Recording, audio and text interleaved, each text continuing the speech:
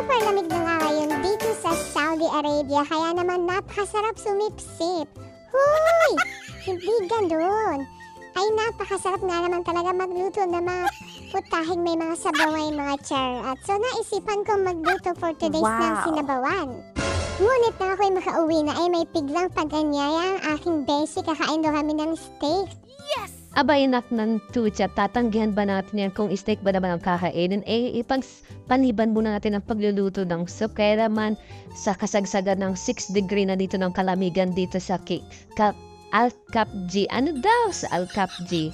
Sige, ilaban mo pa. Kaya mo yan. For the gutom na nga ang person mga charat. So ito nga ang basic natin, bigla-bigla na lang nagyayaya at itry nga daw namin na ang itong bagong restaurant dito sa loob ng Algoteng na kung tawagin nila ay BKE. Ano nakakabasa pangalan? Becky. Ho, charot, hindi ganon. Bursa Kebab Ibe. Eme. Kaya naman, siyempre, tatanggihan ba natin yan pag ganitong may mga pag-anyaya, lalo na kung alam niya ng libre o pag libre, alam niya present time dyan. Charot! Kaya naman mga charat, ito na nga po itatry natin na itong mga pinagmamalaki nilang. Sabi kasi ni Kabayan, ito daw ang kanilang bestseller na. Talaga naman, highly recommend mga charat. Napakasarap na itong parang, itong may mga red sauce na siya. Para siya kung makain ka ng ham. Ham! Actually, parang shawarma siya, may mga sauce. Tapos meron siyang bread sa ilalim. Tapos umorder kami ng with rice. Nito combo na siya. Meron siyang kebab at saka mga fries. At saka meron siyang kasamang mga parang laham din siya. Ito yung mga hiniwa-hiwa na shawarma yata ito. Parang gano'n. Tapos meron siya mga broccoli. Napakasarap at napakaraming kabayan. Accommodated. Masikaso ng mga kabayan namin. Kaya naman ang basic ko ay nagbigay ng tipanga. Sana all. So ayan mga charat. Dito lang yan sa loob ng Al-Uteng Mall. Itry niya na mga charat. At napakasarap at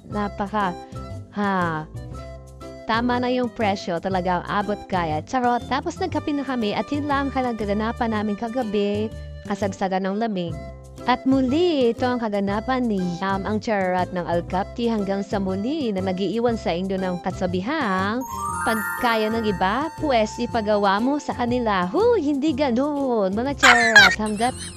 At kung hinaharap nyo nga pala, kung umorder nga pala kami ng steak dyan, ay hindi po, dahil po hindi po kaya ng budget. The budget is not feeling well. Talagang siguro half of the month of salary. Charot.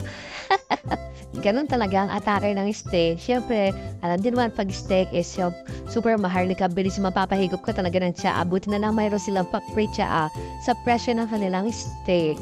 Next time na lang natin pag-afford na natin ng kumain ng steak. Charot. Shoutout namin kay Kabayan na nag-recommend ng kanilang bestseller na mga pudangski. Kaya naman super sulit po ang aming pagkain. Kaya naman mga charat, ano pang hinihintay nyo? I-try nyo na rin po dito sa Al-Uteng ang BKE.